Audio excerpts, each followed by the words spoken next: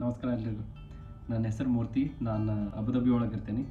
ಇವತ್ತಿನ ವಿಡಿಯೋದೊಳಗೆ ನಾನು ದುಬೈ ಹೆಂಗೆ ಬಂದೆ ಮತ್ತು ಜಾಬ್ ಹೆಂಗೆ ಅಪ್ಲೈ ಮಾಡಿದೆ ಅನ್ನೋದನ್ನು ಹೇಳ್ತೇನೆ ನಿಮ್ಗೆ. ನಾನು ಹುಟ್ಟಿ ಬೆಳೆದಿದ್ದೆಲ್ಲ ಶಿಗ್ಗಾಂವ್ ತಾಲೂಕು ಬನ್ನಿಕೊಪ್ಪ ಅಂತ ಒಂದು ಹಳ್ಳಿ. ಅಲ್ಲಿಂದ ನಂದು ಎಜುಕೇಷನ್ ಎಲ್ಲ ಆಗಿದ್ದು government college Shiggaon. Bachelors degree ಅಲ್ಲಿಂದ ಆಗೈತಿ. ಅಲ್ಲಿಂದ ಮತ್ತು CA ಮಾಡೋಣ ಅಂತಂದು ಹುಬ್ಳಿಗೆ ಹೋದೆ. ಹುಬ್ಳಿ ಒಳಗೆ 3 ವರ್ಷ ಆರ್ಟಿಕಲ್ಶಿಪ್ ಮಾಡಿದೆ. ಹುಬ್ಳಿ ಒಳಗಿದ್ದಾಗ ನಂಗೆ ಅಲ್ಲಿ ಚಲೋ ಸ್ಕೋಪ್ ಸಿಕ್ಕಿದೆ. ಅಲ್ಲೇ ಬ್ಯಾಂಕ್ಸ್ ಆಡಿಟ್ ಮತ್ತು ಕಂಪ್ನಿ ಆಡಿಟ್ ಮತ್ತು ಟ್ಯಾಕ್ಸ್ ಫೈಲಿಂಗ್ ಅದೆಲ್ಲ ಕಲ್ತ್ಕೊಂಡೆ. ಅಲ್ಲಿಂದ 3 ವರ್ಷ ಕಂಪ್ಲೀಟ್ ಮಾಡಿ ಅಲ್ಲಿ CA ಏನು ಪಾಸ್ ಆಗಿಲ್ಲ. ನಾನು CA ಆರ್ಟಿಕಲ್ಶಿಪ್ದು ಸರ್ಟಿಫಿಕೇಟ್ ತೊಗೊಂಡು ಅಲ್ಲಿಂದ ಜಾಬ್ ಹುಡ್ಕೊಂಡು ಅಂತಂದು ಬೆಂಗ್ಳೂರಿಗೆ ಹೋದೆ.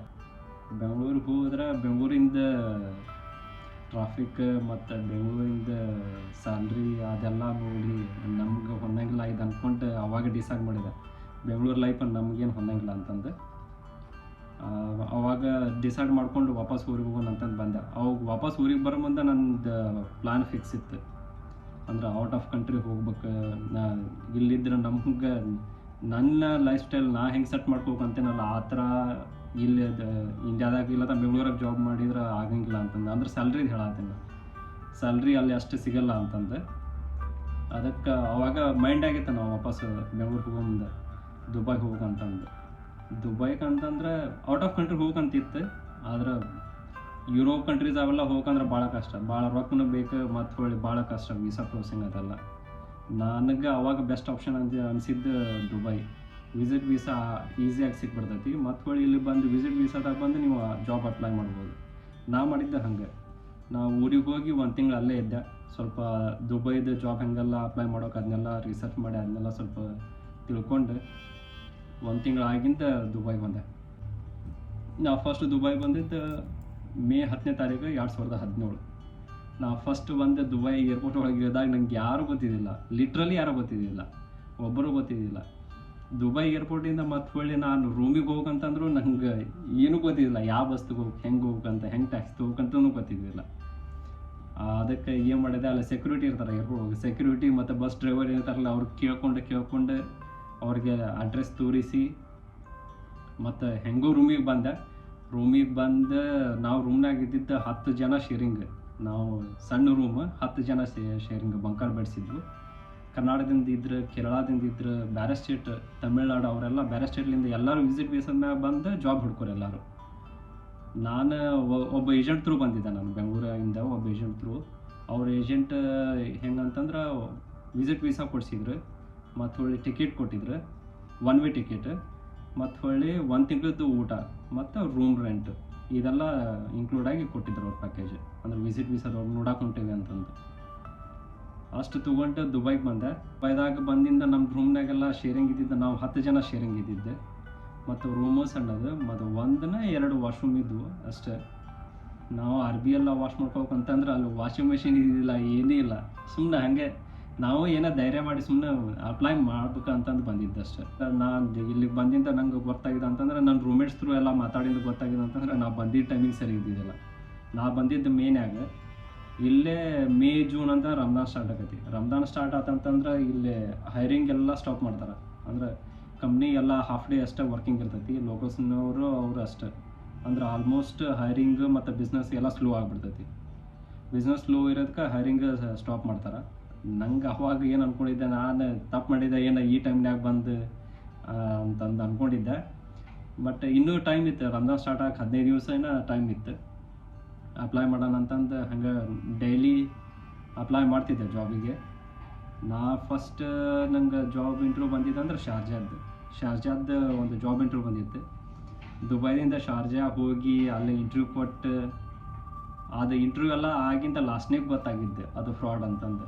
ನಾ ಇಂಟರ್ವ್ಯೂ ಎಲ್ಲ ಆಗಿಂದ ಅವ್ರು ಹೇಳತ್ತಿದ್ರು ಫಸ್ಟ್ ದುಡ್ಡು ಕೊಡು, ಆಮೇಲೆ ನಿಂಗೆ ಜಾಬ್ ಕನ್ಫರ್ಮೇಷನ್ನ ಲೆಟರ್ ಎಲ್ಲ ಕಳಿಸ್ತೀವಿ ಅಂತಂದು. ಅವಾಗ ಅರ್ಥ ಆಯ್ತು ನಂಗೆ ಇದು ಇವರೆಲ್ಲ ಫ್ರಾಡ್ ಅಂತಂದು. ಅವ್ರಿಗೆಲ್ಲ ಕೈ ಮುಗಿದು ಸುಮ್ಮನೆ ವಾಪಸ್ ರೂಮ್ ಕಡೆ ಬಂದೆ.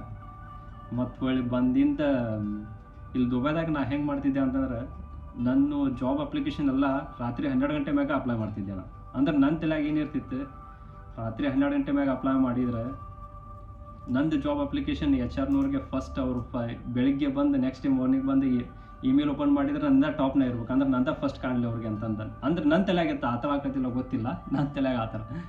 ನಾನು 12 ಗಂಟೆ ಮ್ಯಾಗೆಲ್ಲ ಅಪ್ಲೈ ಮಾಡ್ತಿದ್ದೆ. ನಾ ನೆಕ್ಸ್ಟ್ 2 ವೀಕ್ಸ್ನಾಗ ಅಂತಂದ್ರೆ ನಂಗೆ ಎರಡು ಮೂರು ಇಂಟರ್ವ್ಯೂ ಬಂದಿದ್ವು. 2 ಇಂಡಸ್ಟ್ರಿಯಲ್ ಕಂಪ್ನಿ, ಒಂದು ಹೋಟೆಲ್ ಬಂದಿತ್ತು.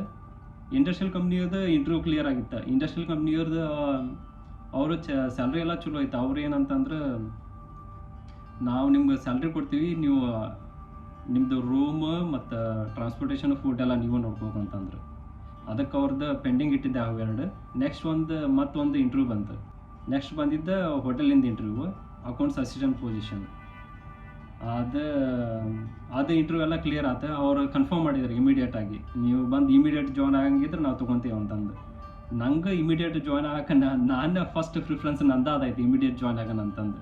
ವಿಸಿಟ್ ವೀಸಾದಾಗೈತೆ, ಜಾಬ್ ಚೇಂಜ್ ಮಾಡೋಕ್ಕಂತ ಏನಿಲ್ಲ. ಅವ್ರು ಸರಿ ಅಂತಂದು ಈ ಹೋಟೆಲ್ನಿಂದ ಫೈನಲ್ ಮಾಡಿದೆ. ಯಾಕಂದ್ರೆ ಹೋಟೆಲ್ನಾಗ ಇಲ್ಲಿ ಆಲ್ಮೋಸ್ಟ್ ಫುಡ್, ಟ್ರಾನ್ಸ್ಪೋರ್ಟೇಷನ್, ನಿಮ್ಮದು ರೂಮ್, ವೀಸಾ ಎಲ್ಲ ಅವರೇ ಕೊಡ್ತಾರೆ. ನಾ ಬೇರೆ ಇಂಡಸ್ಟ್ರಿಯಲ್ ಕಂಪ್ನಿಗೆ ಹೋಗಿದ್ರೆ ಅದು ನಾನೇ ಎಲ್ಲ ಅರೇಂಜ್ ಮಾಡ್ಕೋಬೇಕು, ರೂಮ್ ಹುಡ್ಕೋದು. ಮತ್ತು ದುಬೈದಾಗ ರೂಮ್ ತೊಗೊಂಡು ದುಬೈದಾಗ ಭಾಳ ಕಾಸ್ಟ್ಲಿ ರೂಮ್ ಎಲ್ಲ ಹುಡ್ಕೋದು, ಮತ್ತು ಅಲ್ಲಿ ಇರೋದು ಅವನ್ನೆಲ್ಲ ನೋಡಿ ನಾ ಬೇಡ ಅಂತಂದು ಹೋಟೆಲ್ ಲೈನ್ ಚೂಸ್ ಮಾಡ್ಕೊಂಡು ಜಾಯ್ನಿಂಗ್ ಅದ ಹೋಟೆಲ್ ಒಳಗೆ.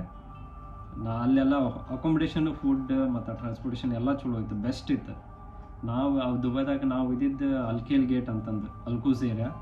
ಅಕೊಮಿಡೇಷನ್ ಎಲ್ಲ ಮಸ್ತ್ ಇತ್ತು, ಎಲ್ಲ ಕ್ಲೀನಾಗಿತ್ತು, ಎಲ್ಲ ಟ್ರಾನ್ಸ್ಪೋರ್ಟೇಷನ್ ಎಲ್ಲ ಮಸ್ತ್ ಇತ್ತು. ನಾನು ಜಾಯ್ನ್ ಆಗಿಂದ ನಾನು ಹಾಕಿದ ಸರಿಯಿಲ್ಲ ಅನಿಸ್ತೈತಿ. 2-3 ತಿಂಗಳಿಗೆ ಮ್ಯಾನೇಜ್ಮೆಂಟ್ ಚೇಂಜ್ ಆಯ್ತು. ಲೋಕಲ್ ಓನರ್ ಇದ್ದರೆ ಅವರು ಒಬ್ಬರು ಇಂಡಿಯನ್ ಓನರ್ಗೆ ಸೇಲ್ ಮಾಡಿದ್ರು. ಇಂಡಿಯನ್ ಓನರ್ ಅವ್ರು ಪಂಜಾಬ್ನವ. ಅವ್ರು ಬಂದಿಂದ ಎಲ್ಲ ಹಾಳಾಯ್ತು. ಎಲ್ಲ ಸ್ಟ್ಯಾಂಡರ್ಡ್ ಇದ್ದಿದ್ದಿಲ್ಲ, ಸ್ಟಾಫಿಗೇನು ಕೇರ್ ಮಾಡಲ್ಲ, ಮತ್ತು ಒಳ್ಳೆ ಸ್ಯಾಲ್ರಿ ಆನ್ ಟೈಮ್ ಬರ್ತಿದ್ದಿಲ್ಲ. ಆ ಥರನೂ ಮಾಡಕತ್ರ. ನಂಗೆ 1 ವರ್ಷ ಆಲ್ಮೋಸ್ಟ್ ಹಂಗೆ ಸ್ಲೋ ಆಗಿ 1 ವರ್ಷ ಬಂತು. ನಂಗೆ ಅಷ್ಟೊತ್ತಿಗೆ ಅಲ್ಲಿದ್ದು ಅರ್ಥ ಆಗಿತ್ತು, ಇಲ್ಲೇನು ಫ್ಯೂಚರ್ ಇಲ್ಲ, ನಾವು ಇಲ್ಲಿದ್ದು ಉಪಯೋಗ ಇಲ್ಲ ಅಂತಂದು. ಅಚೀವ್ ಮಾಡೋಕಂದ್ರೆ ಜಗ್ಗ ಕಾಂಪಿಟೇಷನ್ ಐತಿ ಇಲ್ಲಿ, ಅಷ್ಟು ಈಸಿಯಾಗಿ ಸಿಗಂಗಿಲ್ಲ. ನಾವು 1 ವರ್ಷ ಇದ್ದಾಗ ಸ್ಟಾರ್ಟ್ ಮಾಡಿದೆ, ಮತ್ತು ಒಳ್ಳೆ ನಂದು 1.5 ವರ್ಷ 2 ವರ್ಷ ಆಗಕ್ಕೆ ಇನ್ನು 2 ತಿಂಗಳು ಕಡಿಮೆ ಇತ್ತು ಅವಾಗಷ್ಟೆ. ಅವಾಗ ನಂಗೆ ಅಬುದಾಬಿಯಿಂದ ಒಂದು ಜಾಬ್ ಇಂಟರ್ವ್ಯೂ ಬಂತು. ಅದು ಹಯಾತ್ ಹೋಟೆಲ್ಸಿಂದ ಬಂದಿತ್ತು. ಅದು ಚಲೋ ಇತ್ತು, ಅಸಿಸ್ಟೆಂಟ್ ಮ್ಯಾನೇಜರ್ ಪೊಸಿಷನ್ ಮತ್ತು ಹಯಾತ್ ಹೋಟೆಲ್ಸ್. ನಂಗೆ ಆ್ಯಕ್ಚುಲಿ ಹಯಾತ್ ಹೋಟೆಲ್ಸ್ ಒಳಗೆ ಜಾಬ್ ಮಾಡೋಕಂತಂದಿತ್ತು ಫಸ್ಟ್ನೇಕಿಂದ. ಅಂದ್ರೆ ಇಲ್ಲೆಲ್ಲ ಅವ್ರ ಹೋಟೆಲ್ಸ್ ಎಲ್ಲ ನೋಡಿ ಸ್ಟ್ಯಾಂಡರ್ಡ್ ಐತಿ ಅಂತಂದು ನಂಗೆ ಇದು ಜಾಬ್ ಹಯಾತ್ ಹೋಟೆಲ್ಸಿಂದ ಒಂಥರ ಭಾಳ ಖುಷಿಯಾಗಿತ್ತು. ಇಂಟರ್ವ್ಯೂ ಎಲ್ಲ ಚಲೋ ಮಾಡಿದ್ದೆ. ಫಸ್ಟ್ ಅವ್ರು HR ಫೋನ್ ಥ್ರೂ ಇಂಟರ್ವ್ಯೂ ತೊಗೊಂಡಿದ್ರು. ಅವ್ರ HR ಮತ್ತು finance manager phone through interview ತೊಗೊಂಡಿದ್ರು. ಅದು ಬೇಸಿಕ್ ಎಲ್ಲ ಕೇಳಿದ್ರು ಅಷ್ಟೇ.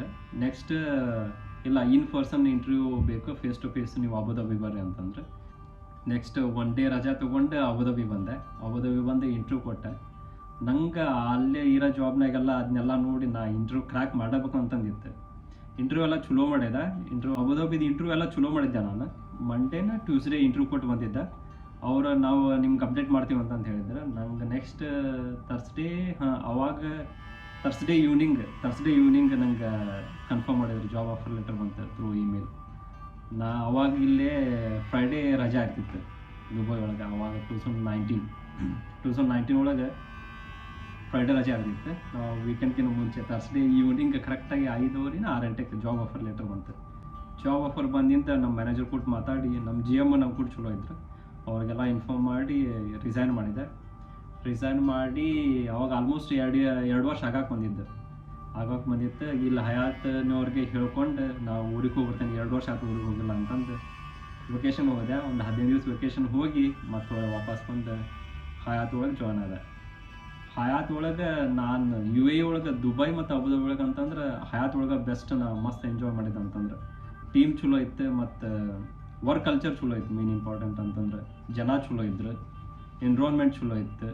ಮತ್ತು ಎಲ್ಲ ನ್ಯಾಷನಾಲಿಟಿ ಇರೋ ಅಂತಂದ್ರೆ ಎಲ್ಲ ಯುರೋಪ್ ಕಂಟ್ರೀಸ್ ಮತ್ತು ಏಷ್ಯನ್ ಕಂಟ್ರಿ ಎಲ್ಲ ಕಂಟ್ರಿ ಇರೋರು ಸಿಕ್ಕರು. ಎಲ್ಲ ಅವರು ಅಲ್ಲೆಲ್ಲ ಚಲೋ ಕನೆಕ್ಷನ್ಸ್ ಎಲ್ಲ. ಇಲ್ಲ ಹಯಾತ್ ಅಬುದಾಬಿ ಒಳಗೆ 5 ವರ್ಷ ಜಾಬ್ ಮಾಡಿದೆ. ಇಲ್ಲೆಲ್ಲ ಎಂಜಾಯ್ ಮಾಡಿದ್ವಿ ನಾವು, ಮಸ್ತ್. ಟೀಮ್ ಎಲ್ಲ ಚಲೋ ಇತ್ತು, ಎಲ್ಲ ಜನ ಚಲೋ ಇದ್ರೆ. 5 ವರ್ಷ ಆಗಿಂದ ಮತ್ತೆ ಇಲ್ಲ ಸ್ವಲ್ಪ ಕರಿಯರ್ ಗ್ರೋತ್ ಬೇಕಂತಂದು ಚೇಂಜ್ ಮಾಡ್ಕೊಳ್ಳೋಣ ಅಂತಂದು ಮತ್ತು ಜಾಬ್ ಅಪ್ಲೈ ಮಾಡಾಕತ್ತಿದ್ದೆ. ಅವಾಗ ಸಿಕ್ಕಿದ್ದ ಅವಾಗ ದುಬೈ ಪಾರ್ಕ್ಸ್ ಆ್ಯಂಡ್ ರೆಸಾರ್ಟ್ಸಿಂದ ಇಂಟರ್ವ್ಯೂ ಬಂತು. Dubai parks and resorts first ನಾವು ದುಬೈದಾಗಿದ್ದಾಗೆಲ್ಲ ನೋಡ್ತಿದ್ವಿ, ದೊಡ್ಡ ಪಾರ್ಕ್ ಆ್ಯಂಡ್ ರೆಸಾರ್ಟ್ಸ್ ಅವ್ರ ಬ್ರ್ಯಾಂಡ್ ಚಲೋ ಐತಿ. ದುಬೈ ಹೋಲ್ಡಿಂಗ್ಸ್ ಒಳಗೈತಿ ಅದು. ಅಲ್ಲಿ ಸಿಕ್ಕರೆ ಮಸ್ತ್ ಇರ್ತೈತಿ ಅಂತಂದು. ಇದು ದುಬೈ ಪಾರ್ಕ್ಸಿಂದ ಇಂಟರ್ವ್ಯೂ ಕೊಡಕ್ಕೆ ಹೋದಾಗ ಅವತ್ತ ಸೇಮ್ ಡೇ ನಾನು 2 ಇಂಟರ್ವ್ಯೂ ಇದ್ದು. ಒಂದು ಜುಮೇರಾದ ಒಳಗಿತ್ತು, ಜುಮೇರಾ ಹೋಟೆಲ್ಸ್ ಆ್ಯಂಡ್ ರೆಸಾರ್ಟ್ಸ್ ಒಳಗೆ, ಮತ್ತು ಇನ್ನೊಂದು ಇದು Dubai parks. Same day 2 interview ಬಂದಿದ್ದು. ಒಂದು ಜುಮೇರಾದ ಇಂಟರ್ವ್ಯೂ, ಇನ್ನೊಂದು ದುಬೈ ಪಾರ್ಕ್ಸ್ ಇಂಟರ್ವ್ಯೂ. ಮಾರ್ನಿಂಗ್ ಇವ್ರತಿತ್ತು ದುಬೈ ಪಾರ್ಕ್ಸ್ನವ್ರದ್ದು, ಮತ್ತು ಆಫ್ಟರ್ನೂನ್ ಇವ್ರತಿತ್ತು ಜುಮೇರಾದವ್ರದ್ದು. ಎರಡೂ ಸೇಮ್ ಓನರ್ ಕಡೆನೇ ಇದ್ವು, ಅವರು ದುಬೈ ಹೋಲ್ಡಿಂಗ್ ಕಡೆನೇ ಇದ್ದಿದ್ದು. ಫಸ್ಟ್ ದುಬೈ ಪಾರ್ಕ್ಸ್ನವ್ರದ್ದು ಇಂಟರ್ವ್ಯೂ ಮುಗಿಸ್ಕೊಂಡು ಅಲ್ಲಿಂದ ಮತ್ತೊಳ್ಳಿ ಇದಕ್ಕೆ ಹೋದೆ, ಜುಮೇರಾದವ್ರದ್ದು. ಇಲ್ಲಿ ದುಬೈ ಪಾರ್ಕ್ಸ್ನಾಗ ಇಂಟರ್ವ್ಯೂ ಏನು ಕೊಟ್ಟಿದ್ನಲ್ಲ, ಅಲ್ಲಿ ಏನಾಗಿತ್ತು ಅಂದ್ರೆ ಅವು ಅಸಿಸ್ಟೆಂಟ್ ಫೈನಾನ್ಸ್ ಕಂಟ್ರೋಲರ್ ಅಂತಂದು ಒಬ್ಬಾಕಿ ಫಿಲಿಪೀನ್ಸ್ ಹುಡುಗಿದ್ಲು. ಆಕಿ ಜಾಬ್ ರಿಸೈನ್ ಮಾಡಿ ಕೆನಡಾ ಮೂವ್ ಆದಿದ್ಲು. ಅವ್ರಿಗೆ ಅರ್ಜೆಂಟ್ ಇತ್ತು. ನಾ ಬೆಳಗ್ಗೆ ಇಂಟರ್ವ್ಯೂ ಕೊಟ್ಟು ಬಂದೇನಿ. ಅವ್ರು ಸಾಯಂಕಾಲ ಫೋನ್ ಹಚ್ಚಿದ್ದಾರೆ, ಇಲ್ಲ ನಾ ಬೇರೆ ಕ್ಯಾಂಡಿಡೇಟ್ ಎಲ್ಲ ಇಂಟರ್ವ್ಯೂ ಮಾಡಿದ್ರು, ಇಲ್ಲ ನಾವು ಜಾಬ್ ಕನ್ಫರ್ಮ್ ಮಾಡಾಕತ್ತೀವಿ, ನಾವು ನಿಮ್ಗೆ ಬೈ ಇಮೇಲ್ ನಿಮ್ಗೆ ಮಂಡೇ ಅಂತಂದ್ರೆ ಕನ್ಫರ್ಮ್ ಮಾಡ್ತೀವಿ, ನೀವು ಕನ್ಫರ್ಮ್ ಮಾಡಿರಿ ಅಂತಂದು. ನಾನು ಅವಾಗ ಬೈ ಫೋನ್ ಅವ್ರ ಕನ್ಫರ್ಮೇಷನ್ ಹೇಳಿದ್ದೆ, ಇಲ್ಲ ನಾನು ರೆಡಿ ಅದನ್ನು ಜಾಯ್ನ್ ಆಗಕ್ಕಂತಂದು. ಅಲ್ಲಿಂದ ಬಂದು ಮತ್ತು ನಮ್ಮ ಫೈನಾನ್ಸ್ ಡೈರೆಕ್ಟರು ಮತ್ತು HR ಟೀಮ್ನವ್ರಿಗೆಲ್ಲ ಇನ್ಫಾರ್ಮ್ ಮಾಡಿ, ಅವರು ಇಲ್ಲ ಚಲೋ ಕಂಪ್ನಿ ಐತಿ, ಪ್ಯಾಕೇಜು ಚಲೋ ಐತಿ, ನಿಮ್ಮ ಕರಿಯರ್ ಗ್ರೋತ್ ಆಕೈತಿ, ನೀವು ಓಕೆ ಅಂತಂದ್ರೆ ನಮ್ದು ಏನು ಅಬ್ಜೆಕ್ಷನ್ ಇಲ್ಲ, ನಿಮ್ದು ಕರಿಯರ್ ಸೆಟ್ ಆಕೈತೆ ಅಂತಂದ್ರೆ ಸಪೋರ್ಟ್ ಮಾಡಿದ್ರು ಅವರು ಎಲ್ಲ. ಮತ್ತು ಅಲ್ಲಿ ರಿಸೈನ್ ಮಾಡಿ ದುಬೈ ಪಾರ್ಕ್ಸ್ ಜಾಯ್ನ್ ಆಗಿದೆ, ಲೆಗೋಲ್ಯಾಂಡ್ ಹೋಟೆಲ್ ಅಂತಂದು, ಅಸಿಸ್ಟೆಂಟ್ ಫೈನಾನ್ಸ್ ಕಂಟ್ರೋಲರ್. ಇಷ್ಟೆಲ್ಲ ಹಿಡಿದ್ರೊಳಗೆ ಅಂತಂದ್ರೆ ದುಬೈ ಲೈಫ್ ಈಸಿ ಇಲ್ಲ. ಇಲ್ಲೇ ಬಂದು ಎಲ್ಲಾರನ್ನೂ ಫ್ಯಾಮ್ಲಿ ಬಿಟ್ಟು ಇರೋದು, ಮತ್ತು ನಿಮ್ಗೆ ಎಲ್ಲ ಫ್ಯಾಮಿಲಿ ಫಂಕ್ಷನ್ ಮಿಸ್ ಆಕವು, ನಿಮ್ಗೆ ಎಲ್ಲ ಹಬ್ಬ ಆದ ಫೆಸ್ಟಿವಲ್ ಅಂಕರು ಮರ್ತಾ ಹೋಗೋದು, ಇಲ್ಲೇನು ಗೊತ್ತಾಗಿಲ್ಲ. ಈ ದುಬೈ ಎದಕ್ಕೆ ಬೆಸ್ಟ್ ಅಂತಂದ್ರೆ, ನಾನು ಫೈನಾನ್ಷಿಯಲಿ ಏನೂ ಇಲ್ಲ, ನಾನು ಫೈನಾನ್ಷಿಯಲಿ ಸ್ವಲ್ಪ ಗ್ರೋತ್ ಆಗ್ಬೇಕು, ಲೈಫ್ನ ಸೆಟ್ ಆಗ್ಬೇಕು ಅಂತಂದು ಆ ಥರ ಇರೋರಿಗೆ ದುಬೈ ಬೆಸ್ಟ್ ಆಪ್ಷನ್. ಇಲ್ಲೇ ಬಂದು ನೀವು ಸ್ಟ್ರಗಲ್ ಮಾಡಿ 1 to 2 years ಸ್ಟ್ರಗಲ್ ಮಾಡಿ ನೀವು ಜಾಬ್ ಸೆಟ್ ಮಾಡ್ಕೊಂಡು, ಇಲ್ಲಿ ದುಬೈದೊಳಗೆ ನೀವು ಫಸ್ಟ್ ಬಂದ್ರಿ ಅಂತಂದ್ರೆ 1 to 2 ವರ್ಷ ಸ್ಟ್ರಗಲ್ ಅಂಕರು ಮಾಡಬೇಕು ಯಾವ ಕಂಪ್ನಿ ಒಳಗಾದರೂ. ಆಮೇಲೆ ನಿಮ್ಗೆ ಚಲೋ ಆಪರ್ಚುನಿಟಿ, ಎಕ್ಸ್ಪೀರಿಯನ್ಸ್ ಆದಂಗೆ ಚಲೋ ಆಪರ್ಚುನಿಟಿ ಸಿಕ್ಕಂತ ಹೋಕ್ಕವು. ಆಮೇಲೆ ನೀವು ಚೇಂಜ್ ಮಾಡಿದ್ರೆ ಮತ್ತು ನಿಮ್ಗೆ ಸ್ಯಾಲ್ರಿನೂ ಹೈಕ್ ಆಕತಿ, ಮತ್ತು ನಿಮ್ಗೆ ಚಲೋ ಕಂಪ್ನಿ ಒಳಗೆ ಚಲೋ ಪೊಸಿಷನ್ ಒಳಗೆ ಸಿಗ್ತೈತಿ. ಇಲ್ಲಿ ದುಬೈಗೆ ಬಂದು ನೀವು 2 ವರ್ಷ 4 ವರ್ಷ 5 ವರ್ಷ ನಿಮ್ಗೆ ಫೈನಾನ್ಷಿಯಲ್ ರಿಕ್ವೈರ್ಮೆಂಟ್ ಏನೈತಿ ಅದ್ರ ಮ್ಯಾಗ ನೀವು 4-5 ವರ್ಷ ಜಾಬ್ ಮಾಡಿ, ಮತ್ತು ನಿಮ್ಗೆ ಇಲ್ಲ ಇಲ್ಲೇ ಕಂಟಿನ್ಯೂ ಮಾಡ್ಬೇಕು ಅಂತಂದ್ರೆ ಇಲ್ಲಿನೂ ಕಂಟಿನ್ಯೂ ಮಾಡ್ಬೋದು. ಇಲ್ಲ ಅಂತಂದ್ರೆ ಇಲ್ಲ ನಂಗೆ ಇಂಡಿಯಾಗೆ ಹೋಗಂತಂದ್ರೆ ಇಂಡಿಯಾನೂ ಹೋಗ್ಬೋದು. ಆದರೆ ಇಂಡಿಯಾಗಿನ ಇಲ್ಲಿ ಜಾಬ್ ಮಾಡೋದ್ರಾಗ ಒಂದು ಪ್ಲಸ್ ಪಾಯಿಂಟ್ ಅಂತಂದ್ರೆ, ನೀವು ಇಂಡಿಯಾದಾಗ ಏನು ಸ್ಯಾಲ್ರಿ ಸಿಗ್ತೈತಲ್ಲ ಅಲ್ಲಿಗಿನ ಇಲ್ಲಿ ಡಬಲ್ ಸ್ಯಾಲ್ರಿ ಸಿಗ್ತದೆ. ನೀವು ಇಲ್ಲ ಎಲ್ಲ ಫೈನಾನ್ಷಿಯಲ್ ರೆಸ್ಪಾನ್ಸಿಬಿಲಿಟಿ ನನ್ನ ಮ್ಯಾಗ ಐತಿ, ನಮ್ಮ ಫ್ಯಾಮ್ಲಿದು ಅಂತ ನಾ ಎಲ್ಲ ಸೆಟ್ ಮಾಡ್ಬೇಕು ಅಂತಂದ್ರೆ ನಿಮ್ಗೆ ದುಬೈ ಬೆಸ್ಟ್. ನನ್ನ ಮುಂದಿನ ವೀಡಿಯೋದೊಳಗೆ ನಾ ದುಬೈನಾಗ ಯಾವ ವೆಬ್ಸೈಟ್ ಥ್ರೂ ಜಾಬಿಗೆ ಅಪ್ಲೈ ಮಾಡ್ತಿದ್ದೆ, ಯಾವ ಥರ ಅಪ್ಲೈ ಮಾಡ್ಬೇಕು, ಮತ್ತು ಯಾವ ಪೊಸಿಷನ್ ಹೆಂಗಿರ್ತಾವೆ ಅಂತಂದು ಎಲ್ಲ ನಿಮ್ಗೆ ಆ ಡೀಟೇಲ್ಸ್ ಎಲ್ಲ ಹೇಳಿ. ಇಲ್ಲಿ ದುಬೈಗೆ ಬರೋಕತ್ರ ಯಾವ ವೆಬ್ಸೈಟ್ ಥ್ರೂ ಅಪ್ಲೈ ಮಾಡ್ಬೇಕು, ಮತ್ತು ಹೆಂಗೆ ಬರ್ಬೇಕು, ಏನು ಪ್ರೊಸೆಸ್ ಇರ್ತೈತಿ, ಏನು ಡಾಕ್ಯುಮೆಂಟೇಷನ್ ಎಲ್ಲ ಬೇಕಂತಂದು ಅದ್ರ ಬಗ್ಗೆ ಎಲ್ಲ ನನ್ನ ನೆಕ್ಸ್ಟ್ ವೀಡಿಯೋದಾಗ ಹೇಳ್ತೇನೆ.